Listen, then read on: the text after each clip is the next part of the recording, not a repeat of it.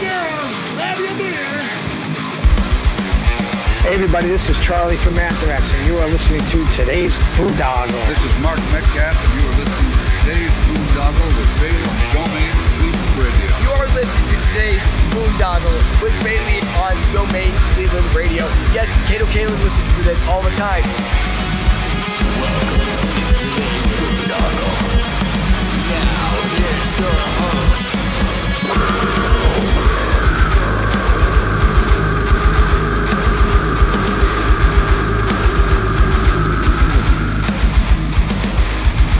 I am Monty Heath, so one Heath, and you are listening to today's Boondoggle. Hey, what's up? It's John from Skillet, and you are listening to today's Boondoggle on Domain Cleveland Radio. Fasten your seatbelts.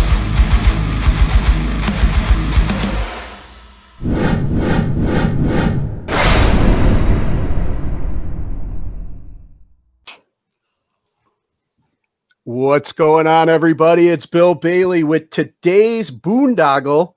And real quick housekeeping note, if you're watching us on YouTube or Rumble or BitChute or Odyssey, please hit that follow and subscribe button. And if you're listening to us on Spotify, Apple, Google, any of the podcast platforms, please hit that follow and subscribe button as well. Help us build our numbers up so we can continue to bring you conversations like the one I'm about to bring you right now with artist Derrick Smith of The Death of Color is the name of your art thing, correct? Yeah, that's the name of my studio. Studio, okay. Yeah, I want to get into all that. But first, just, how we met. I'm a big fan of going to the Comic-Cons, the Fan Expo with my kids, and you had a booth set up there, and I really liked your work.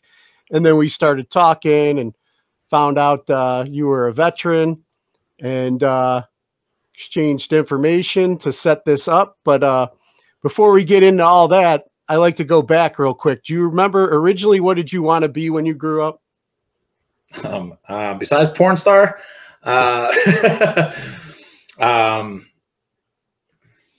It's really complicated just from my, like every kid, it changed from, fireman to policeman to cook, all those classic little kid things. Once you started growing up, you start getting real. It was just always a artist of some sort. So I had in my plan to be a special effects makeup artist. That'd be like if I ever worked on like a Predator, I would have made it in my mind. But it pretty much quickly oil painting has always been the through line of my way out and the God-given talent, I guess, that you have. So I guess it's always just been an artist of some kind, and most likely oil painting. It's just I had no interest in anything other than that. No office job, just that.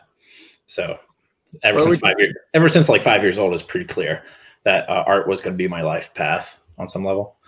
You feel like you've always had like a creative imagination and stuff? Oh yeah. Not just an artist with my mouth, just like, being the funny one, sarcastic as shit. And I can swear on this, right? Yeah. Okay. Sorry.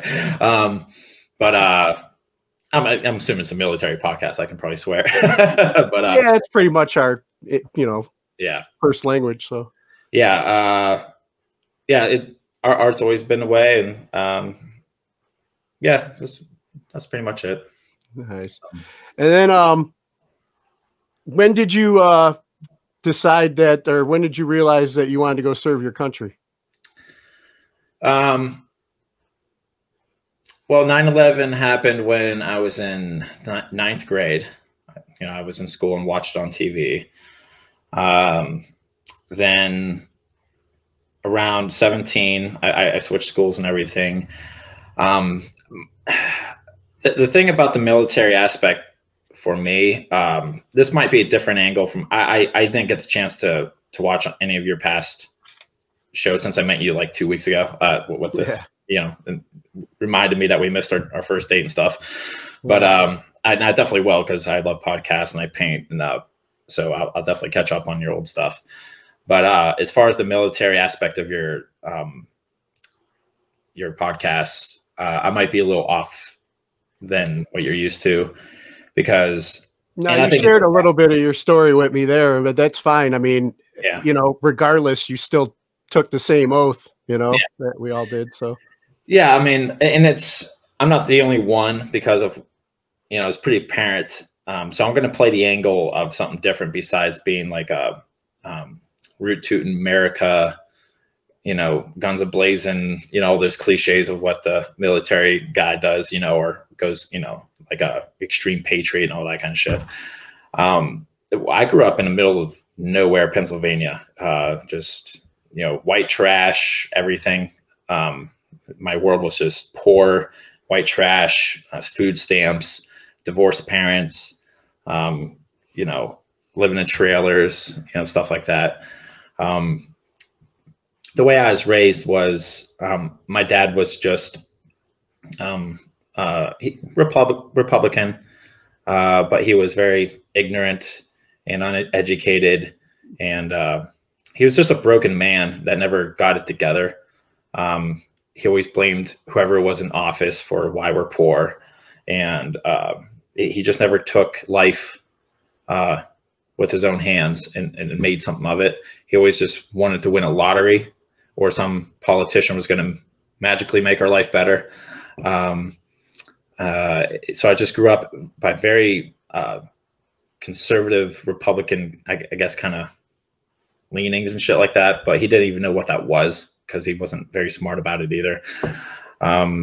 So I just grew up in that, like, besides his like broken life personally and all his unsolved things of the heart and mind and politics and jobs and money and all that kind of shit and raising kids, there was just no way out for me with that kind of parenting, without either just adopting his flaws as a human being, or I break away from it and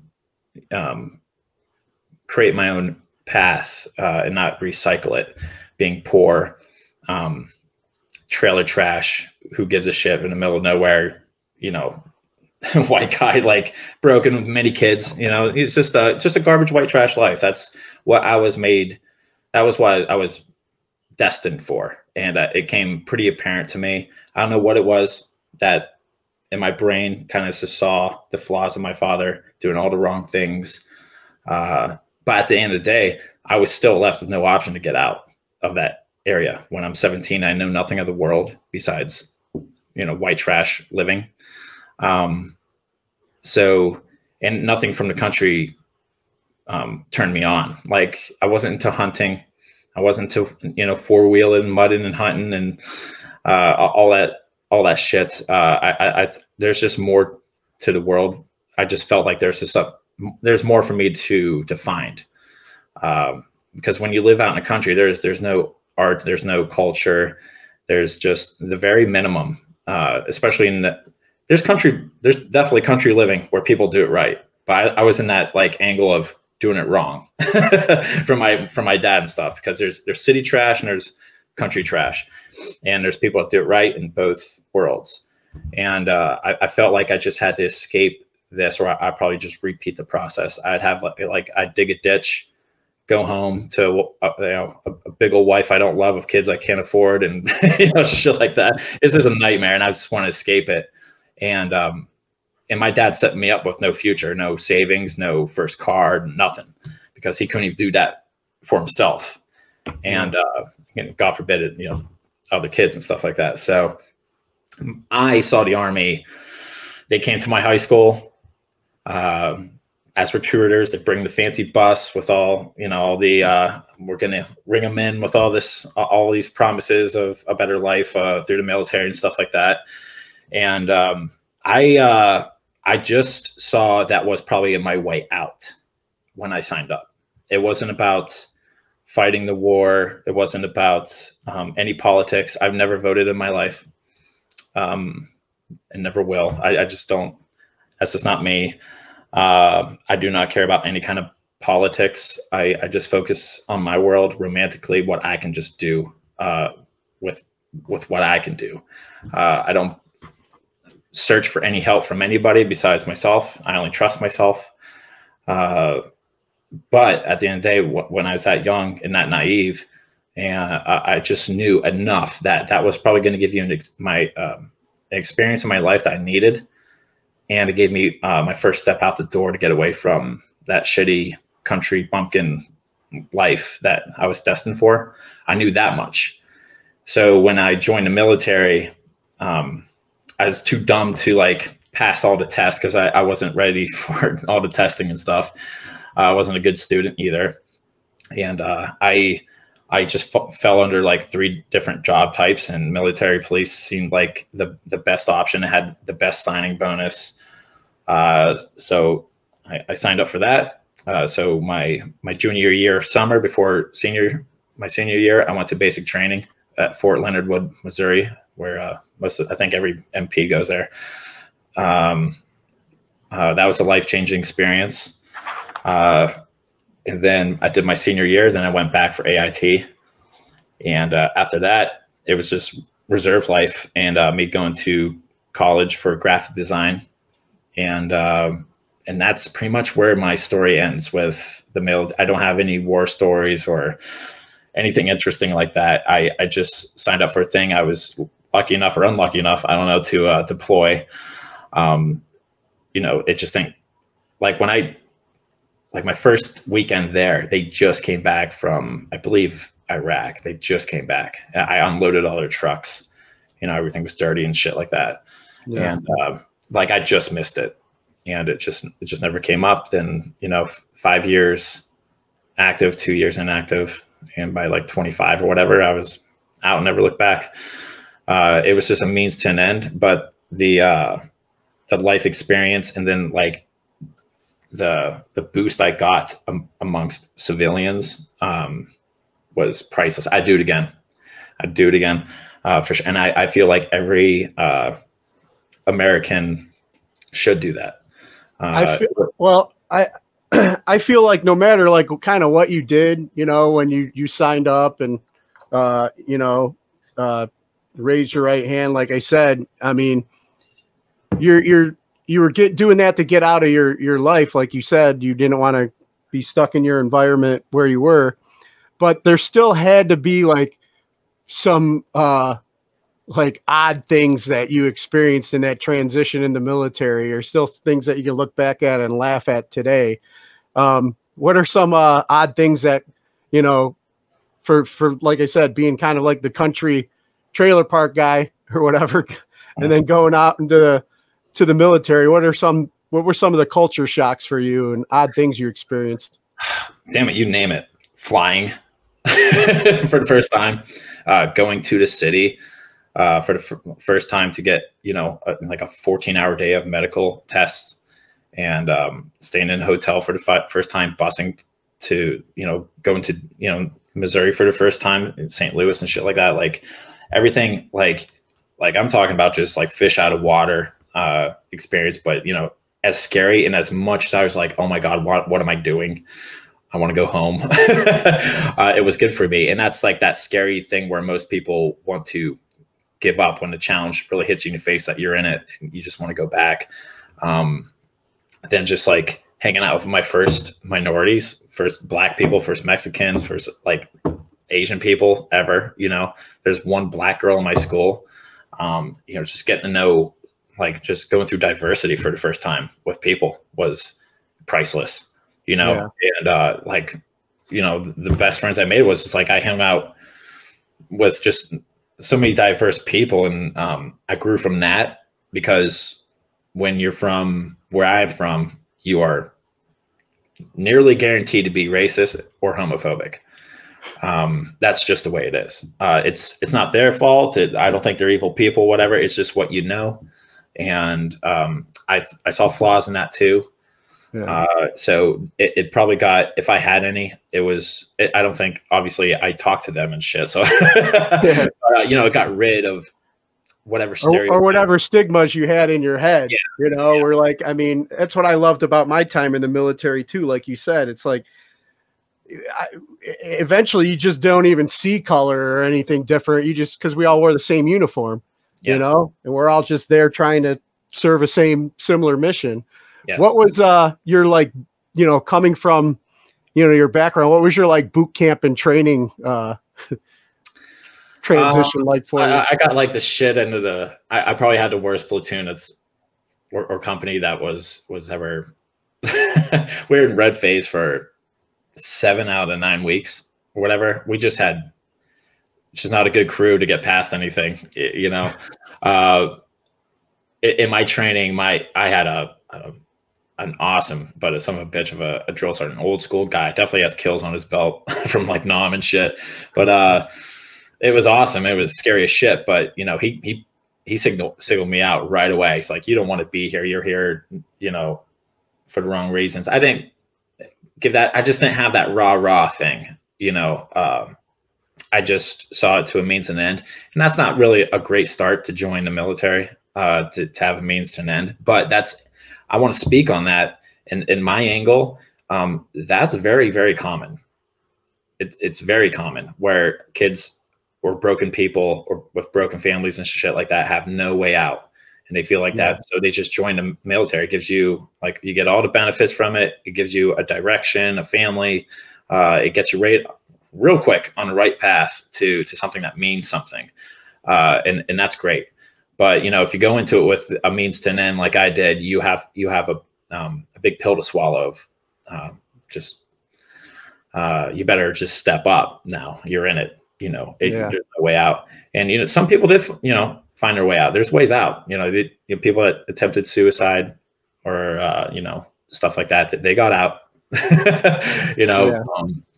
You know, it's, I'll never trade it.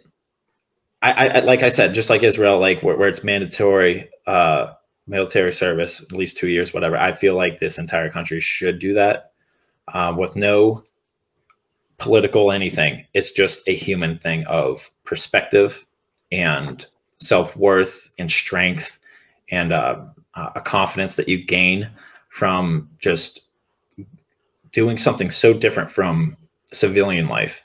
Because if you break down, you're kind of a prisoner, but you're not. Like, you're stuck there to break down mentally, to get a perspective and just focus on you physically, mentally, professionally, as far as diversity, comfortability, your diet, everything changes. And I think this would be such a stronger generation, or just stronger country, stronger people, if people went through that and they can just not be so soft. And I do believe that this world is so soft in our country right now because we have people that have it too easy, and soft times make soft people.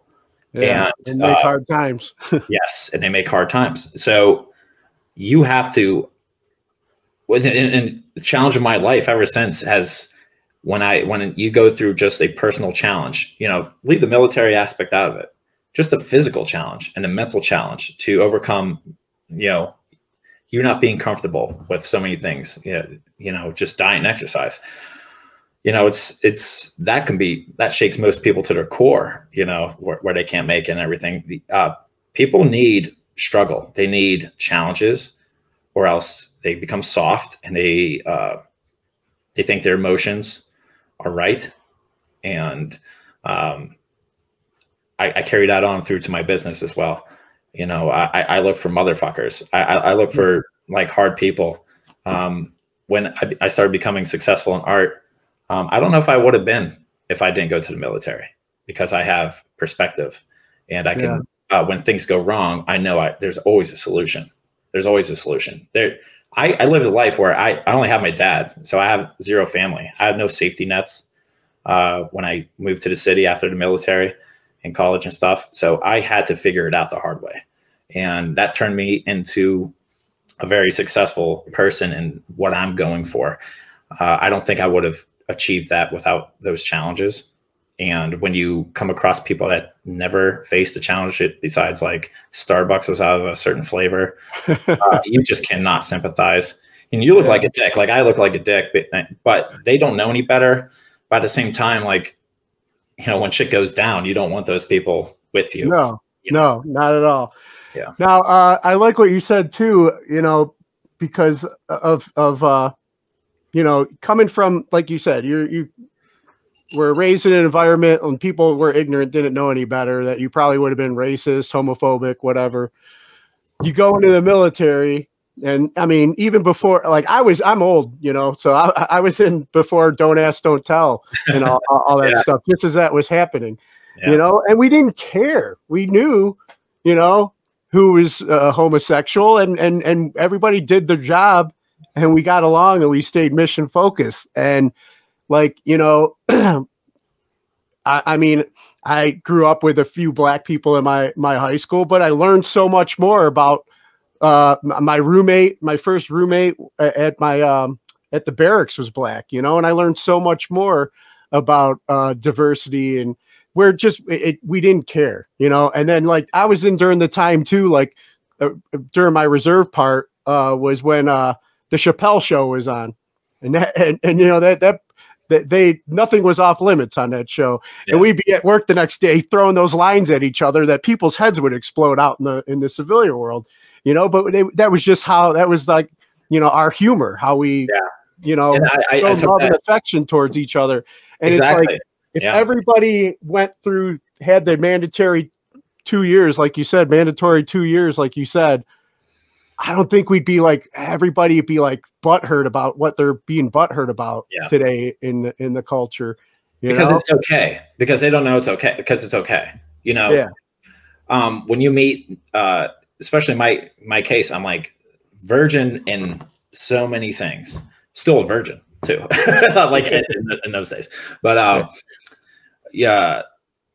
when you start dipping your toe, and I'm the funny one, you know. A child of divorce usually uses sarcasm to deal. You know, it's psychology 101. But you know, and obviously I'll shell up and introvert myself until I start testing and see if I can be myself around people, and that takes some time and shit like that. As soon as I start dipping my toe, making small jokes to, you know, minorities and stuff like that, and they're giving it right back to me and stuff like that. And I swear to God, like I always joke around, like I could have probably. Like I had a crew of like, we made our own little platoon within a platoon of like best friends of like, you know, I got along with everybody, but then there's little cliques as well. Whoever turns you on a little bit more, like you just make a little tighter group of people. And, you know, more than half of them was black. And I was like, I could probably say the N word to you guys and not get the shit beat out of me because they trusted me, and they knew where it was coming from.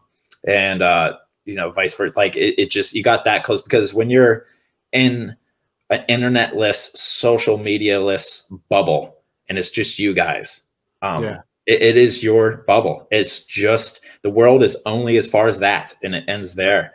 And the challenges that you overcome during training and shit like that. Now, I wish I could say that, you know, shipped off overseas or whatever, where I can have that camaraderie, because that's a whole different animal too. I can't even speak on. I'm not even gonna pretend to speak on it.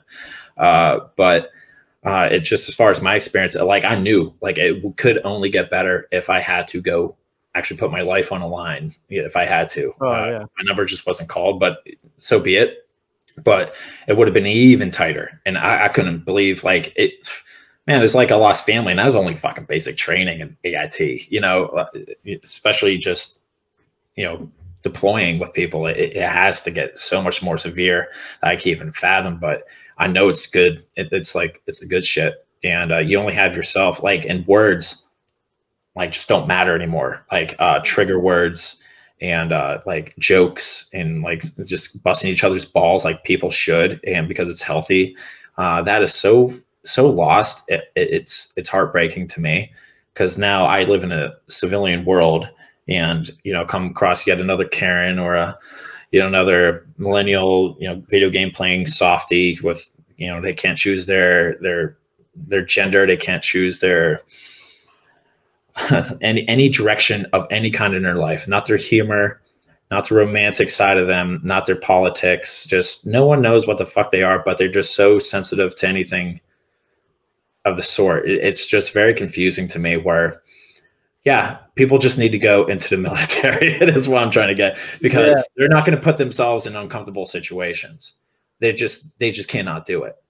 And go ahead. I know, you know, like when you were just talking about, you know, that experience of being deployed and how much that camaraderie really changes too. It's like, I did have that opportunity, and we had like, our group had like a huge detachment from Puerto Rico. And before the end of that deployment, I was nominated an honorary Puerto Rican. You know, one of my best friends during that deployment, I was just talking to earlier today. He came up from Puerto Rico for my welcome home party and stuff. I mean, that's how tight we were. And we're having like a reunion they're planning at the end of this month down in Dallas, and that's where he lives. So it's like, dude, I'm making it down there. He's just like, you're not staying at the hotel, you're staying at my house, you know? And, you know, that's just the bond that we have. And we haven't talked to each other. And I mean, off and on social media, you know, we try and use it for good, you know, although it gets carried, you know, a different direction. But, yeah, I mean, I'm just like, I'm like, by any means necessary, I'm making it down to this reunion and seeing these people, you know, and celebrating with them. And, you know, it's like you said, it's like, we didn't care about any of this stuff that's freaking people out. Like, I'm going to go down there and I already plan on it. Like, I'm going to stay at his house and I'm going to grab, you know, some rolls of paper towels and pitch them at him like Trump, you know, when he was down there visiting Puerto Rico, and see if I could set him off. But, yeah, you know, I'm definitely looking forward to that. What I wanted to ask you too, though, during your time, you said you were mostly stationed in what area? New Kensington, PA. Okay, so you never really got to leave PA? No. Okay, nope. just like I said, like I told you, I warned you at Comic-Con. Like, I didn't do shit. Like, I was just really fortunate in that thing. So, well, what was the MP like training like for you? It's just run of the mill. Like, you put me to it today. It's been so long now. It's been 13, 14 years, something like that. That's something like that. I can't remember. Like, I don't remember most of it, but it was just like standard, like clean, hang out, drink beer, you know, like it's a weekend, like we're just putting in our time. We'll do like a getaway weekend to like shoot and do just small brush ups on training and stuff like that. But yeah, nothing severe. It's just, I can't even really like talk about. It's just, yeah, it was just the easiest thing. Especially like there's a period where I missed so many weekends because I just didn't have a car. Like, I was so broke. I was like a broke college kid. It broke down, got towed away. It's just, and they didn't give a shit. Like, it was just called in and they mustered you pretty much. Yeah. Like, yeah, no one really, I didn't really bond with anybody that much because it's, you know, once a month, you know, that kind of thing. And yeah, it's just, everybody's just, they got their coffee at Dunkin' Donuts, walked across the street, got the discount at Dunkin' Donuts, and I just heard a bunch of stories. And so the majority of any kind of like long time you had was probably, you know, just in training. Yeah. But it would have changed at any moment, you know. Yeah. Then I would have a lot more to speak on to that. But part of me is like, hell yeah, who wants to be deployed? There's some that definitely would do or whatever, but at the same time, it would have been, well, you know, I thought the basic training in AI was like scary. AIT was scary enough and everything, but you know, and there's times that are like, hey, press this button, you go home. Like, I would have done that many times during that training. But at the end of the day, I'm like, I'm glad I will never exchange that experience for anything ever. And I probably would have been the same way about deploying.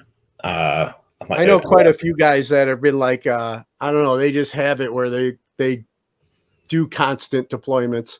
You know, they sign up for that. That's their normal, you know, that's all they know, you know, and there's good money in it. You know, I made a lot of money on my last deployment, but my last deployment, I also had 2 little kids at home, and that changed the game completely for me. Whereas it's like, I'm coming home one way or the other. And when I got close to being able to retire, I took my retirement because, you know, I couldn't imagine like leaving my kids again, you know. But when I was young and I look back early in my career, before I had a significant other, before I had kids, it's just like, you know, buck wild. I didn't really care. That's the time to do it. You know, just like anything, like get yours now while you can. You know, you're young enough to, just go get it. You know, in my experience, and now I'm speaking for people like me, and for sure, man. Like I have military. My booth buddy just went to C2E2 with me in Chicago, and he was like a chopper gunner in the Navy, got shot 3 times, all that kind of shit. And he always gives me shit that I just did basic training, you know. And I know there's a stigma to it. I'm like, I'm sorry, whoever listens to this, like that piece of shit that even I didn't, you know, it just didn't happen. I'm sorry. But, I mean, whatever. For me, like I said, anybody that, you know, there's things that we experience, like you said, you don't come out the same way you went in, you know, no matter what you do, even through that training and stuff like that. So there's a bunch of people out there listening that don't even know, you know, like we said, the Starbucks people and whatever, you know, that aren't going to know, you know, what you were willing to do when you didn't hit that button. You did your time, even, you know, and if that call would have came, you know, you would have went. So it's like, exactly. You know, I don't feel you need to minimize that at all, man. You were ready to go if needed, and it was a life-changing experience regardless, and sounds like a lot for the better.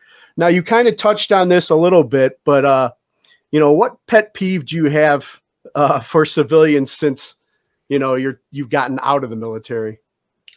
Is this an hour-long podcast?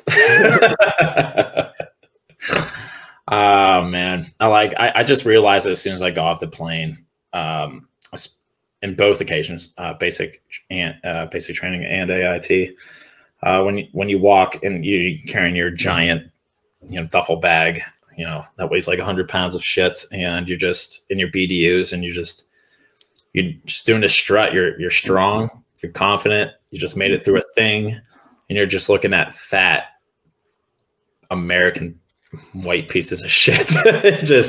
They're just eat McDonald's. You haven't had McDonald's in like 11 weeks, you know, you're over it. You see all the flaws of how we live, like probably a similar feeling how to get it out of prison. You just come to a civilian world where you're just, you can't relate to what they value anymore on some level. And I don't give a shit if it sounds cocky or whatever. Like, you just feel better than them. You just do. Because you are. You are. You are better than them at this point. And it's not for that reason. It's just when you know you pass tests that you just know that they won't pass. Or even attempt. So yes, or even attempt. So you get a good head start, man. After you're done with training, deployed or not, whatever. There's a part of me that is okay not being deployed for sure, because I don't want PTSD or some traumatic experience where I might be even more psychologically fucked up than I already am, because I am an artist. I'm not perfect. I'm a fucking mess. You know, I'm a misfit toy, you know, on the island of misfit toys. So it definitely sucks, man. And I kind of had my own. I grew up with a World War II Marine dad, and he had it before it was cool, you know? Yeah. And so I grew up around it. And then I was just like, I didn't have like a connection or a real bond with him until I came home with my own. And then it's like, you know, I guess it was a blessing in disguise, because then our relationship actually, like, you know, was amazing before he passed.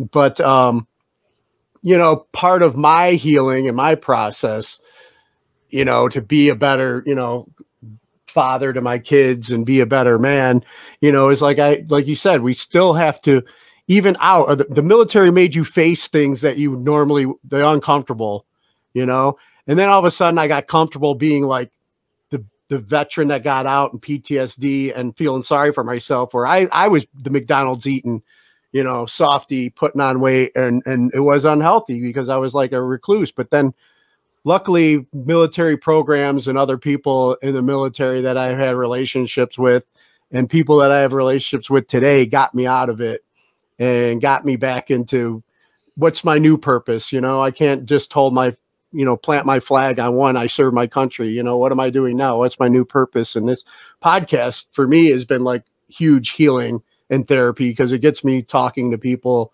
feeling more comfortable, getting out of my comfort zone. And, you know, there's a time where, you know, I love those Comic-Cons where we met at, and it's something that me and my daughters do together. And it's our family bonding thing, you know, but there was a time when we were first like going there and I had my dog with me, you know, I didn't like being around people. And now thankfully I've done some healing and some work where I can go there and I'm with my kids and I'm just like, that's all that matters. We're having a good time and meeting people like you and striking up a conversation. Well, I didn't really answer your question, but I thought of it. What I don't like about civilian life is the humor. They just don't have it. No, they don't. No, I can't say a military grade joke to them, where you have just a band of brothers or brothers and sisters. Because you know, I met some girls that can just take a joke too, and throw it back. And I'm relentlessly to a fault, and nose bleeding frustration for some people, including my wife. I'm sarcastic as shit, and I swear like a sailor. And when I come across marshmallow people, civilians, and I try to give them a military grade sex joke or whatever, they don't know how to take it. They get usually their instinct is like, I should be offended. I don't know why. I don't know why I'm offended, but I know I have to because that doesn't check a box. So that's why, like, you go into a VFW or American Legion or whatever, you can just say things to people because they've been there. So yeah, civilians don't get humor the way a military person does because it masquerades like so much like anxiety and fear and discomfort and stuff like that. Like, you need humor to get past shit. Yeah. Or else you're not gonna, like, I swear, like, you're not gonna make it if you are taking it too seriously, and anything in life. You're gonna just implode. So yeah, my biggest problem with civilian people is their humor. They just don't have it. Yeah, I agree. And we were talking earlier about, you know, what we, you know, our experiences with, you know, social media too. You know, they can't take our jokes either. No. AI seems humorless. I'm not looking forward to it. Yeah. But, you know, what is something that you will always carry with you from your time of service? I know the answer right away because it like, that's how I met you. The biggest, there's a female drill sergeant that I had. I can't remember her name.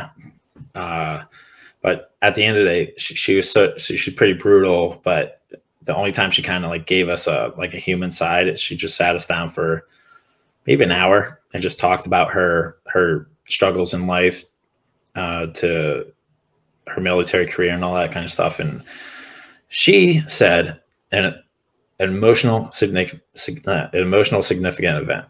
You just look for those in life. You look for an emotional significant event that might change you forever. You keep your heart open and your mind open to that.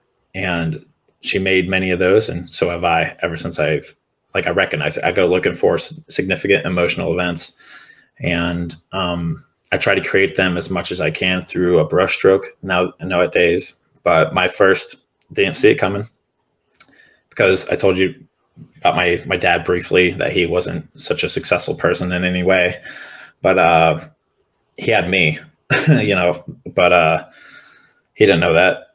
But so when I graduated in both things, he just didn't come to the ceremonies. And basic training hurt like hell.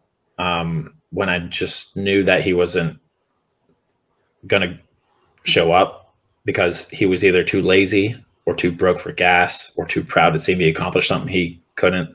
And he was ex-Air Force, you know. I have 2 uncles, Army and Marines. I come from a military family, and my dad just was probably the main one that kind of forgot that side of him. And so when I went to the Army thing, and I just went through this crazy traumatic fish out of water experience, and I was so proud of myself and stuff like that. And out of the entire company, I was the only one both times. He didn't come, and I just had my dad. So I was the only one out of like 300 people or whatever. Somebody had a cousin, my girlfriend, a grandma, an aunt, somebody, best friend, somebody came.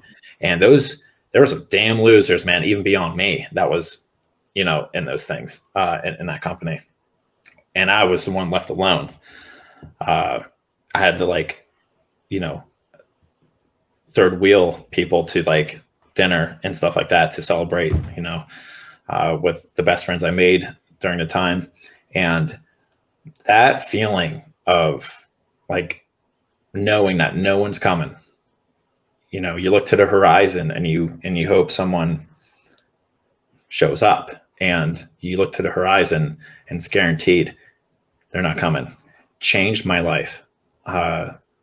It changed.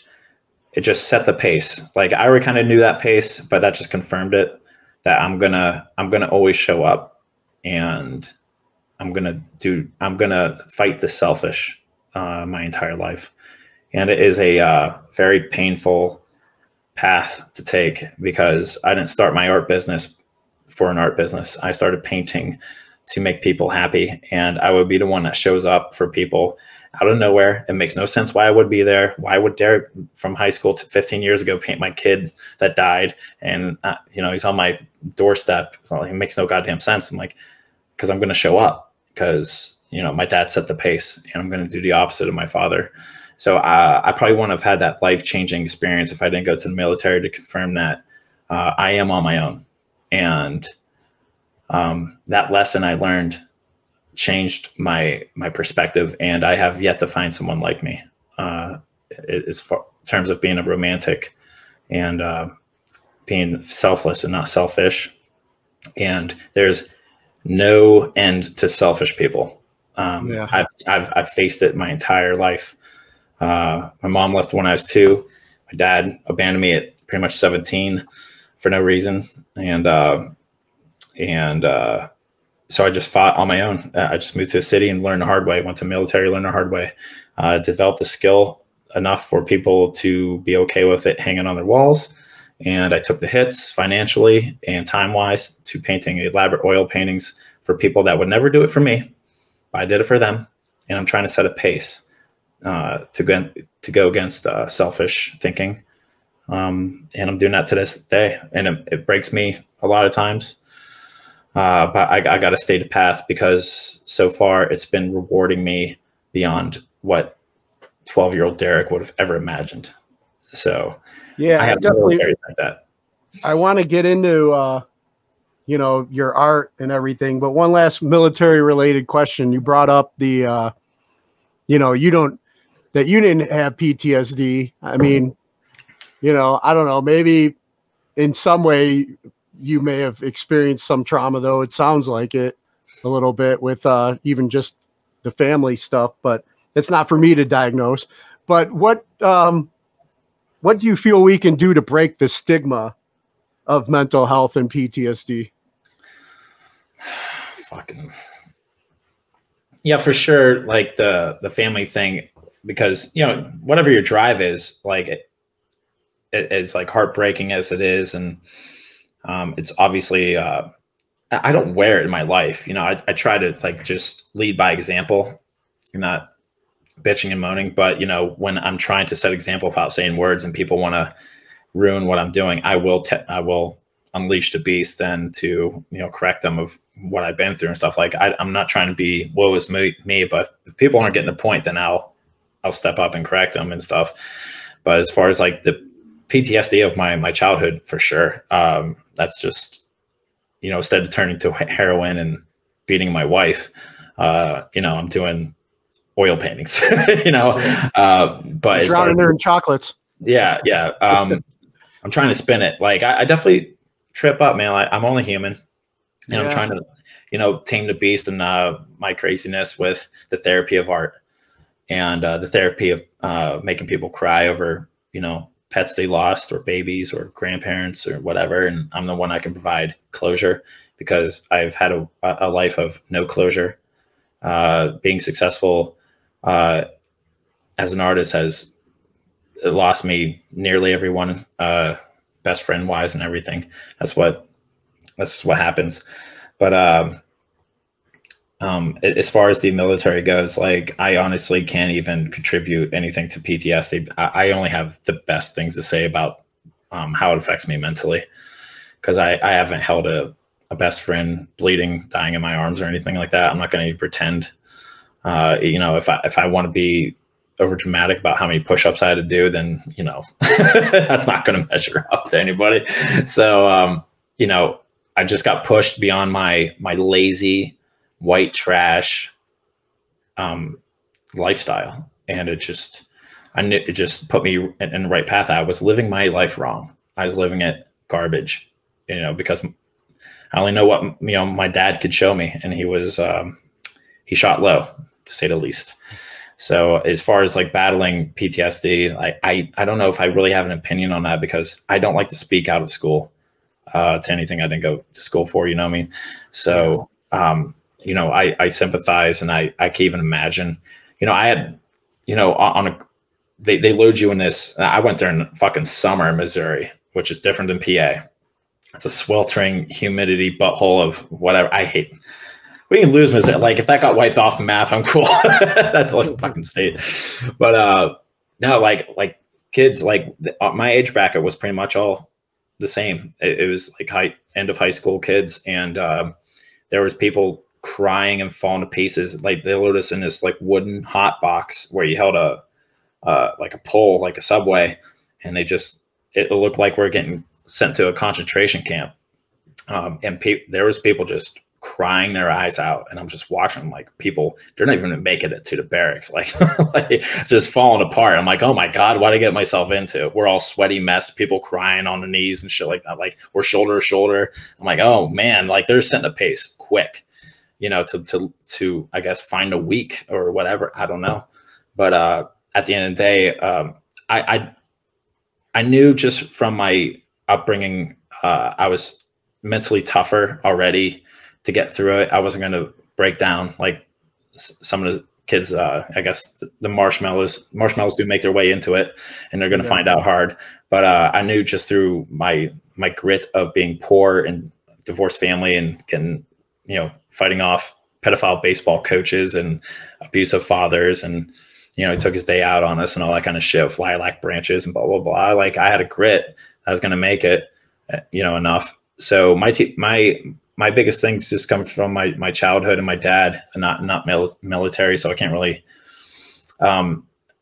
so if anything that, you know, you're affected by some past trauma, you know, turn it into good, you know, there's a way. And you're like, well, I'm not like you. I don't have art. I don't like, there is a way. I promise you. It's easy. Everybody thinks I was God given this thing. And I just woke up and it was laying in my lap. No, I just worked towards it. I had an angle, you know, there's an angle for somebody. Like go exploring. If you don't have one, go exploring. Like if you had the strength to make it through the military and through war, you can find a way in civilian life to find a new passion and focus to mentally help you. Do not rely on human.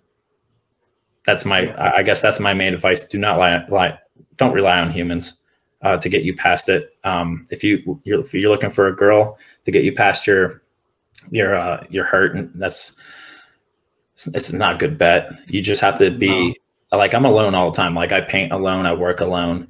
I eat alone because my wife's schedule and everything. You have the strength to be alone. Do something with it. That will show your heart and give you a drive and a motivation and a sense of accomplishment and a purpose. You can find it. It doesn't matter if it's art or like building an engine or planting a garden or, farming or knitting a goddamn quilt. There's something. There's always something. You just got to be open-minded to go outside your comfort zone. Everybody joining the military initially had to go outside of their comfort zone. No one was comfortable with that. You had some level of uncomfort. Like, do that again. It's over. Just do it again. Find a way that puts that fights your demons. Do not rely on humans to do that. You have to do it yourself. Then when you're comfortable and you have something to give, then start giving it to humans and see who comes into your world. That's all you can do. And when they fuck you, you get back up again and you keep searching. You keep trying. That's all you can do. So. Gotcha. Yeah. I didn't have the art, skills. I've been a big fan of music, but I just didn't have the discipline to learn an instrument and play. So I used to do like, promotions. Especially back when I drank, I felt like I could talk my way through anything, and then, after my last deployment, I got sober and I had to relearn how to talk through things again. And this is part of my healing. This is part of my process. This is part of my giving back, because usually there's, I get into real raw conversations like the one we're having right now. And there's somebody out there, even if it's just one person, that's going to hear it and need to hear it, and it's going to help them. So, you found it. There's no excuse as far as, and I'm not going to speak on, I'm not almighty, all knowing that I'm not going to even preach. This is the way. I'm not even saying that. Like, you're not the Mandalorian. You got to try to find a way. Like, I know some people are so far gone, but I don't know the answer to that. But, through today's technology and the ease of connecting with people like them is easier than ever. You can always find a way to get your way out of it and find a new passion and find a different purpose that makes you believe in you again, and get over the past or be at peace with it, or get some kind of closure. Yeah. I spend 40 hours on a painting for only seconds of closure with a person. What I'm trying to do with each painting I do, that's not Comic-Con stuff. When I do a personal one, and it always has some kind of weight to it of usually they're dead or whatever. I bring somebody some kind of closure on whatever percent you want to measure that to. And that comforts me, and it gives me closure on the things I missed out on in life, that hurt me so much. But I chose that destiny. I manifested it myself out of nothing. You got to be a romantic about it. And I use that word very strongly. Romantics are flawed, but you just have this belief that you're going to get a result that is just beautiful, and it'll just keep you going just that much more, and one day you might just be at peace. So, yeah. And I feel like I'm nearly there, if not already. So, well, I want to, get into your art a little bit more because, first of all, the name of your art business is the Death of Color. What inspired, that name for you? I watched Bob Ross on PBS when I was 5 years old in a trailer, and we had an antenna. It's like one of the only channels we got. And without Bob Ross, I don't know, I'm in prison or dead. I don't fucking know. He just had this way, man. He just made, I don't know. I always was into drawing and coloring and, as a little kid and shit like that. But he just broke down things and had such a way to sell it, and how to layer, do the steps. And his outlook was very just calm and peaceful. And he loved nature. And happy little mountains, happy little trees, and he just made it very easy. And my dad just saw me always watch it. And one year he actually came through and got me a Bob Ross art book, my first oils and brushes and everything, and paint knife, all Bob Ross brand. And I just followed the book step by step. Did it so well the first time, the teachers didn't believe me that I did it, even though my initials were in the corner of the painting. And I just started in landscapes, Bob Ross style, for a long, long time. And then I just graduated to portrait work, just refining things. When I'm getting over painting, mountains and trees and cabins and shit. So I started painting skulls and tits and roses and, and then I started getting into the emo phase of my life. I listened to no music until I was about 18, because out in the country, like I said, there's no culture of any kind besides what the radio plays you or whatever. So it was country or like today's hits and rap or whatever, so I didn't get turned on by either one of that. Then I found punk music through a friend, my graduation year. And I went through like an emo phase. I painted my nails black and all that. And this went punk. I just kind of leaned into it. It just changed my life that way. And I found a punk band that I've like tattooed, my first tattoo and everything. And they had a song with, there's just a lyric like turn my world into gray. And while I was painting, I just like gray. So I just started painting Bob Ross gray landscapes, and then started putting like little beautiful things like little girls in like Sunday dresses with like roses and stuff like that. And ever since there, like my eye just attracted to grayscale art. I like gray art with like pops of color. That's what you can't force an art style. You just kind of have to fall into it. So through my upbringing and music, inspired me to start painting gray. And then I jazzed up gray with color. And then from there, I just wanted to get better and better and better and better, working shit jobs and just dabbling in my art on the side. And then one day I had such a shit job. I just really, about 25 years old, I was truck driving, got my CDL. I was in the middle of Pittsburgh, February, 2 a.m. unloading a truck. I was exhausted from our schedule and workload and everything. And I pulled out the ramp halfway. I was in this golf parking lot, this golf course parking lot, and I pulled out the ramp halfway. And it's just that eerie quietness, just snow. No one's awake yet. It's just me, an asshole, unloading a truck. I hate this. I just hated my life more than ever with this company I was at. And I just stopped and looked around. I'm like, you know what? Like, I'm better than this. I'm better than this. And I went hard into paint. I was done dicking around. Everybody dicks around in their 20s and stuff. There's always tomorrow. But when you hit 25, nearing 30, you're like, oh shit. Like, I'm not rich yet. I better get going. And there's no more of a wake up call than having a shit job that you just hate. And you have this, like, I guess in theory, a skill that you could probably be successful on if only you tried harder than the average bear to get. And that was my wake up call. And not sooner after that, me and my roommate was just sitting on the couch, just coming up with, what I was doing with gray and everything. And we just came up with death of color, because the color is leaving a gray world. And that's what this world is. There's not black and white, it's gray.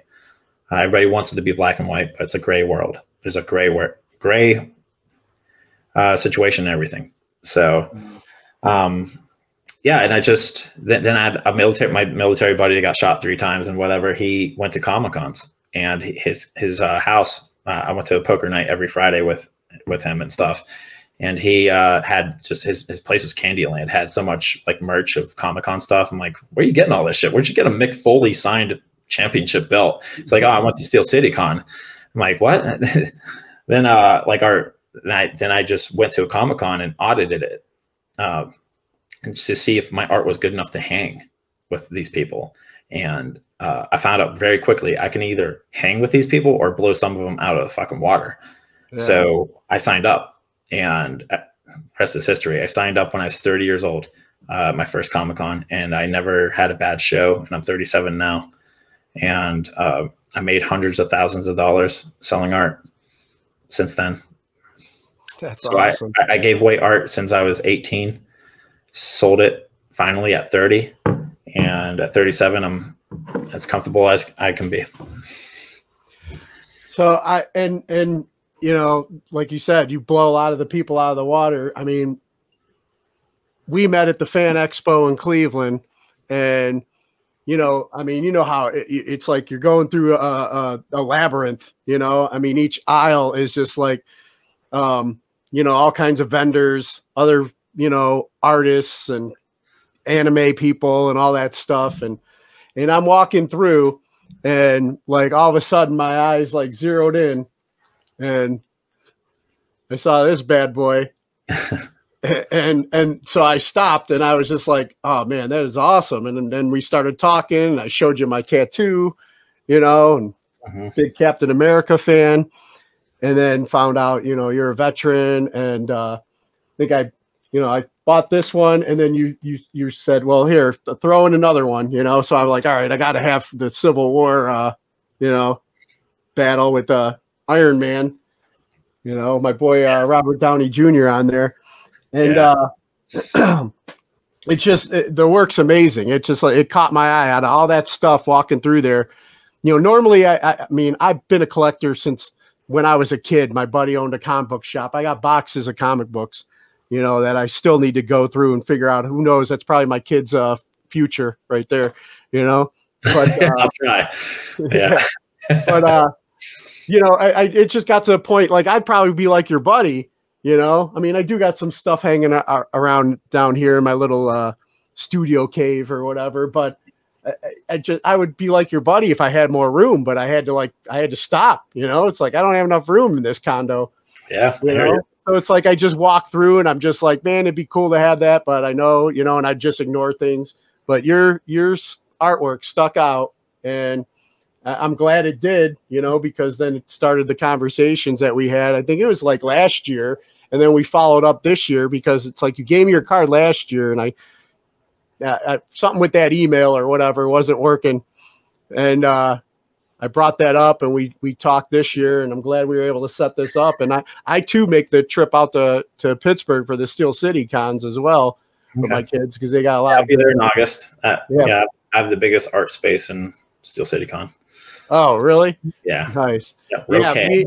Me and my girls. Well, my girls are big. Love a lot of the celebrities they bring in, and I remember it's like during that transition in our life, you know, I was newly sober, but I wasn't really working any kind of like a spiritual program or on myself, you know, and it was just miserable to be around, you know, and me and my girls weren't really tight at that time. They were living with their mom. They didn't want nothing to do with me, and it was going to be my weekend.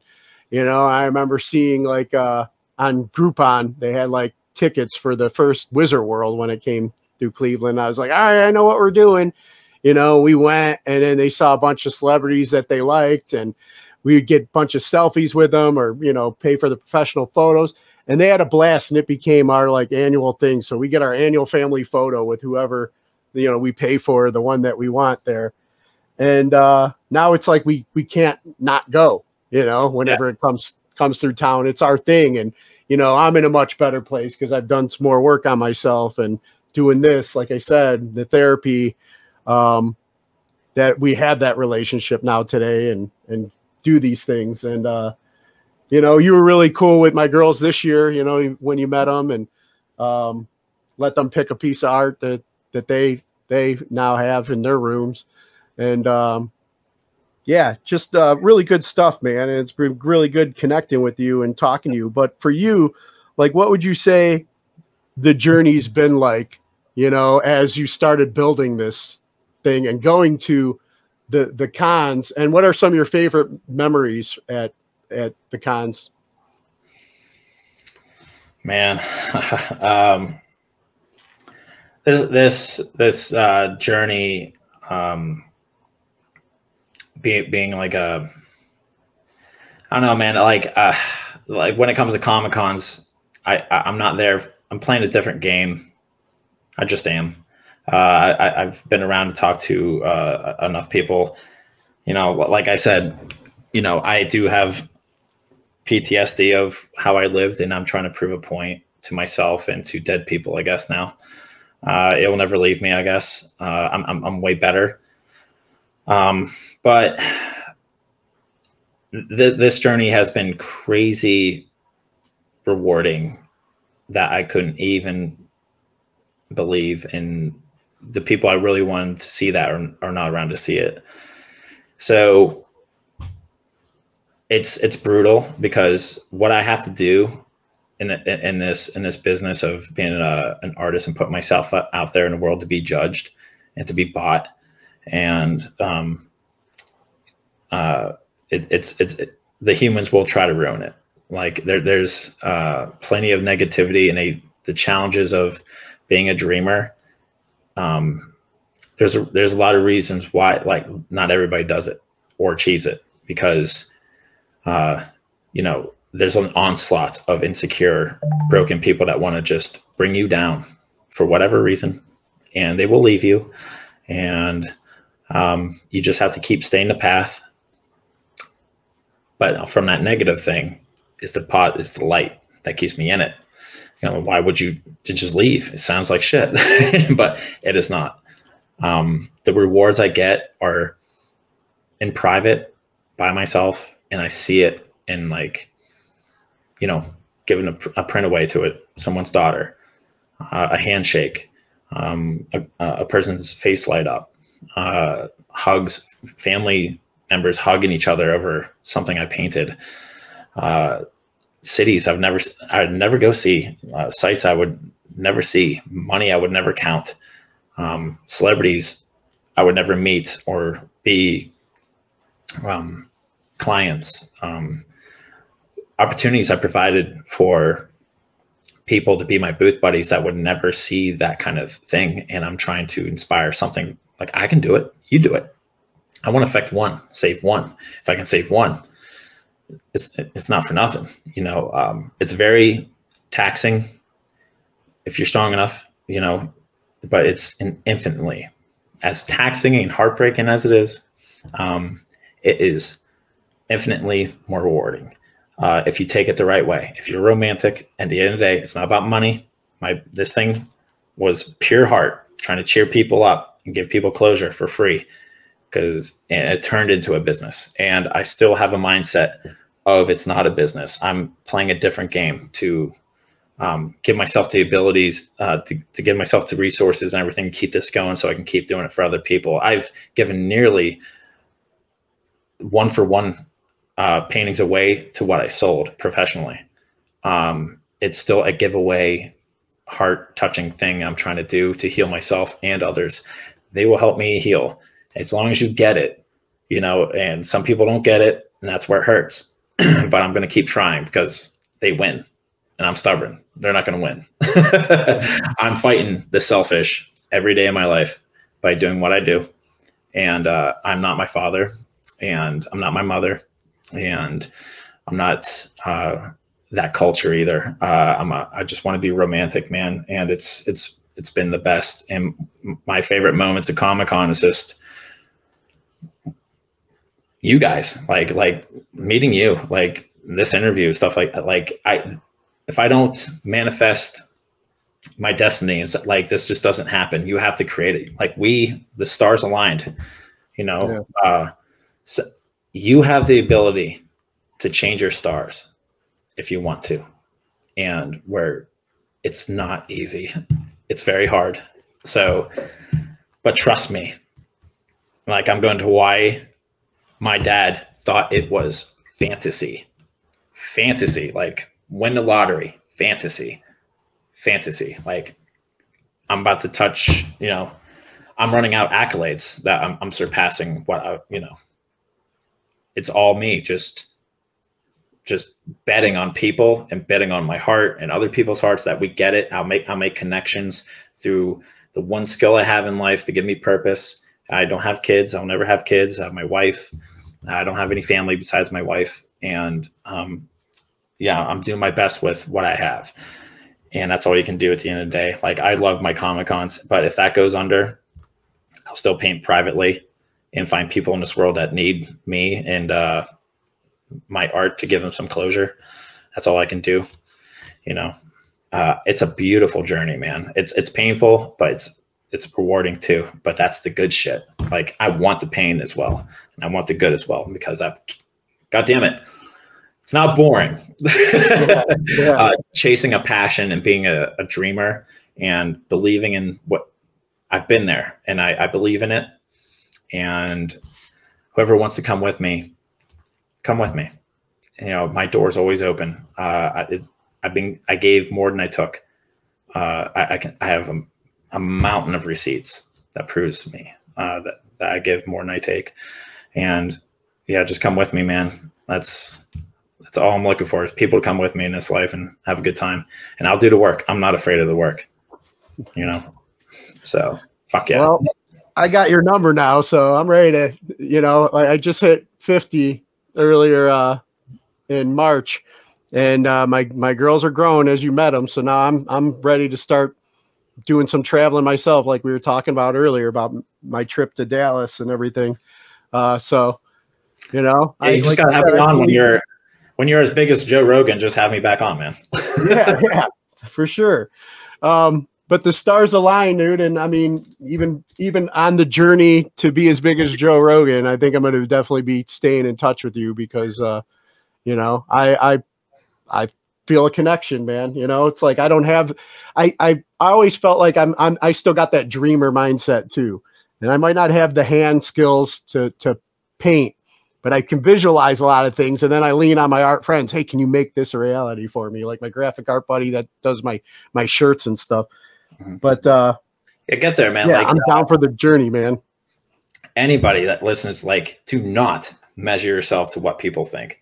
If I listened to a single voice that said, no, won't, shouldn't, that won't sell, don't do that, why would you do this, too expensive, seems risky, blah, blah, blah. I've heard it from my wife on down to best friend and everybody in between.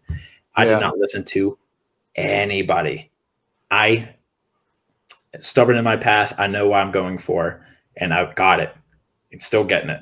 You cannot listen to the chick, to the best friend, to the shitty parents, to the shitty, like, you stay the course, stay your course. If it's not hurting anybody, it gives you that, but stay the course, follow your passion, ignore criticism. It's very hard to ignore it, but that's why I'm so vulnerable instantly. I connect. I wear my heart on my sleeve. I have nothing to lose by just saying what I feel, and what I feel I know is right. It's not racist. It's not political. It's not misogynistic. It's the way of the world. I lived in this world the hard way. I lived a first world, third world life, and I know how people are. I studied people my entire life, and I made it on my own with no backing through money or family. There's a way, and I know my people. I know how people are. They're predictable. Do not let people crush your dreams. There are more dream killers than dreamers. Yeah. It's easier to destroy than build. So just be a builder and ignore those destroyers. It's funny because I just had Matt Pinfield on the show earlier this week, and which, you know, that in itself is a story of manifestation of people in my life, you know, but we were talking about, you know, like I had, unfortunately, people that weren't trying to be toxic, you know, that I looked up to and loved as a kid when I was dreaming about doing something like I'm doing right now. And no, you know, that, you know, some people are born into that. We're not those people, you know, putting that kind of stuff, you know. And then, so then I think the majority of my addiction to numb out was the inner pain of not really being my authentic self and chasing who I really wanted to be for years, you know? And now I feel like I'm finally doing that at 50 years old, but I'm still on this side of the ground. So whatever, man, I'm going to chase it and see where it takes me, and not look at it as a job, or like you said, that angle of a business, you know. I'm just doing something I'm passionate about and I love. And, you know, it's been opening doors with some relationships that I never thought I would have. And that's what really is more key to me than any material thing, is the relationship building. And you stay the course. You follow this first, and it, like, money comes, success comes. You can't force it. You build it. Yeah. They will come. You build it, they will come. It's field of I've dreams. always been one where it's like, if it starts feeling like work, I don't like it. So. There's times it does feel like work, for sure. But you got to power through that as well. There's no one effortless way. It's effort on every level, emotional, and work. It is work. But it's complicated, man. It's just not one way. And everybody just kind of wants the quick diet. It's not. You just got to do the work. There's no way around it. I've learned that with my health as well. There's no quick diet. I've actually had to go and get a trainer and put in the work. I used to be 280. Now I'm down to 220. Oh yeah. And, and I still want to get down more and still put in the work. And no matter the obstacles that come with the health and whatever, I still power through now, and, and the rewards keep coming, man. So I'm just going to keep, like, it's that cartoon of the people that are digging and there's the treasure right on the other side of the wall, but then they give up, and if they just would have kept pushing through, there it is. So that there's a lot of truth to that. Derrick, man, I want to get ready to wrap up because we've been on over an hour, but I appreciate talking with you and getting to know you better. But I want to ask you some of the questions I normally ask the guests that are on. And you did bring up your emo stage and, when you got into music and stuff. So who are your top 3 musical artists?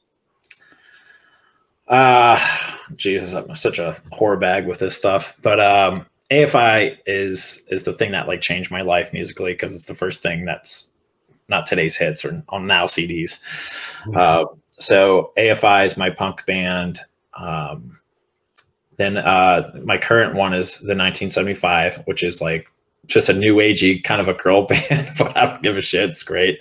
It's great music. The 1975. I'm all over the place, just like I am as a person. You line up 25 people.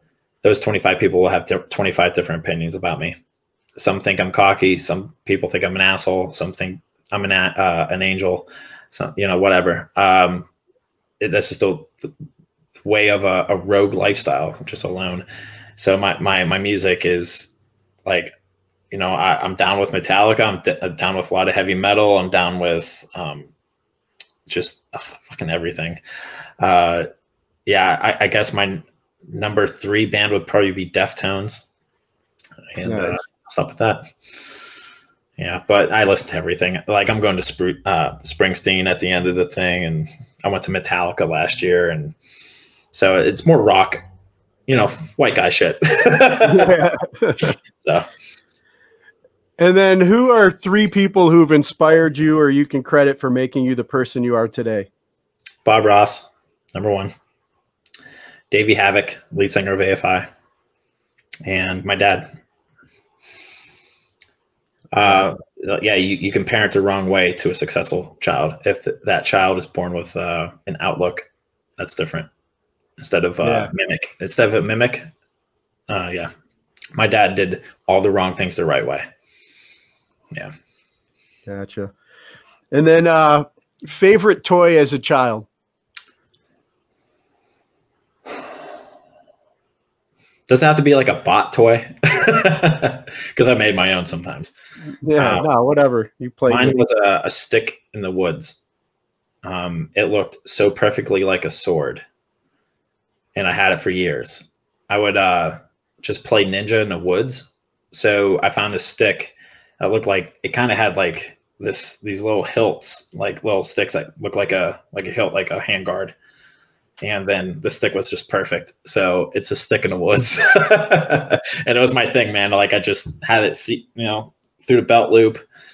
That's my favorite toy, man. I just play with that more than any other Batman toy and I've had those. I had Ninja Turtle toys. If I were to go classic, I guess, like Ninja Turtle toys and stuff like that. But that shows where the imagination was, back then. Yeah. Kids today are losing that ability too. Yeah. I never see a kid outside. Like, you know how much money it takes is get them a stick and having an imagination. The only time I see a kid outside is from like the school bus into home where they're playing video games for the rest of the day. So, oh yeah, they're already in the metaverse. Yeah, there's no stick kid in the woods anymore. And then, any message you have for our military members that are currently serving overseas? Like I said, I came in. I got a taste of what it's like to be away, and you can't do anything about what's going on back home. You know, even in even in training, people didn't make it that far. Girls cheated on them, wives left them. You know, lost pets and shit like that. Like, bad things happen to you, people, even when they're training, and that's all I can really speak on. But it's like, you're over there. That's a different level. I had a girlfriend that I had to drop off at the airport. She got called into Afghanistan and shit like that. Fucking stay the course.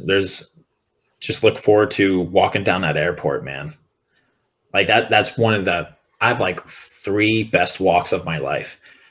Number 1 best walk I've ever had in my life was in the airport coming back from that hell, you know, which I thought was hell at the point. You know, I didn't go to Iraq or anything. So that I can imagine what that would feel like coming back. You're walking that runway. Look forward to that runway. And then hopefully there's someone at the end of it. I didn't have anyone at the end of it, but it still felt damn good. I can't imagine if you had, like, you know, wife and kids waiting for you, or dad to hug you from making it through. So just focus on that. What you got to do is what you got to do. And, you know, stay the course, stay focused so you're safe. And just look forward to that walk in the airport, because that was the best walk I've ever had in my life. And I'm sure it's times 10, times 20 of making it past the deployment. So, yeah, just stay focused on that. Yeah, my all-time greatest hug still to this day was hugging my kids in the airport when I came home from my deployment, you know? Yeah, if you don't cry during, like, soldiers coming home videos, you are a monster. Just go put yourself in prison right now, because you're gonna man, I do all the time. And I kind of wanted to do that surprise thing at their school, but my ex, their mom, wasn't, you know, no, let's just meet you at the airport, you know? Yeah, and it was still the greatest hug ever, you know? Yeah. I can't imagine, man. I'm very happy for you that you got that, because I'll never get that shit. But, you know, I watch those. I'm like, all right, don't cry challenge. Here we go. You know, when, you know, they tap their kid on the back of, like, and they're in the classroom and they didn't know they're coming home and shit. Oh, it's the best. Yeah. So just look forward to that. I can't speak on anything after that point. That's your life, but it might fall apart right after that. I don't know. But that part is sweet as shit. You know, I have people for only moments when I reveal a painting. I have real human, nothing, no bullshit. I have someone just for a moment, and all the bullshit is taken away. Their ego, their insecurities leave I have just seconds. So enjoy those seconds that you're going to get when everything's okay, before you find out that your wife cheated on you the whole time. So. Oh, man. Well, Derrick, man, thank you so much for this time. It was great getting to know you more. And, you know, thanks for being just so honest, man. It's like, you know, all of these, like you said, it might be a different perspective than what we normally get on here, but it's still part of the journey. It's still part of, and there's people out there that are going to benefit hearing from it. And it definitely, you know, I benefited. I feel, you know, closer to you now, you know, and I'm glad we got this done. Now, if there's people out there that listen and want to check out your artwork and support your art, where would you send them? Go to my Etsy at Death of Color Etsy, and my Etsy link, or Instagram at Death of Color Instagram. And then my Instagram will lead you to my Etsy shop, where I sell only prints. So my Etsy is still at Death of Color if you want to find me on Etsy shop. But Instagram and Etsy is my main thing. I don't dedicate my life. It's a full-time job to worry about followers or whatever. I don't give a shit. The followers I have is followers. I'm too busy because I'm doing real stuff. Like I don't want a dopamine rush of like, oh, look, I have 50K. That's nothing to me. Because I get real shit in this world, just like my paintings. They're real. They're not digital. I make real relationships, not digital. I don't care about your likes. It means nothing. I want you in this world in front of me. So if you want to support me, buy some prints on Etsy, find me at a Comic-Con. I don't do many.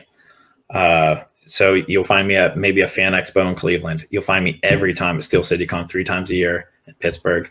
You'll find me at C2E2 in Chicago. You'll find me at New York Comic-Con, and maybe a fan expo in Philly, and Awesome Con in DC. That's it. My paintings are too slow. I can't go weekend to weekend. I have to, my product's slow, and it's real, and it's romantic, and I care. So you just got to find me that way. And that's the best way to find me, is in person at a Comic-Con. And I'll make a connection with you. I'll pour you a drink because I bring the booze and I have fun. And yeah, man, just support me that way. And I have 3 cats to feed, if that matters. They don't stop eating. So if you're a cat lover, you know, support artists. So otherwise, I don't give a shit if you even buy anything. Just look at my art, and if it turns you on, great. So awesome. Derrick, thanks so much, man, for your time. Really appreciate it. Yeah, and yeah, we'll keep in touch. Thank you for your service, my friend. All right, thank you. And we'll catch you the next time you come through Cleveland, or I'll see you in August when I come out to Steel City. Yeah, when you're when you're bigger and better than ever, I can always fill time for you, man. I got a lot of things to bitch about. So, all right, man. Take care. All right, man.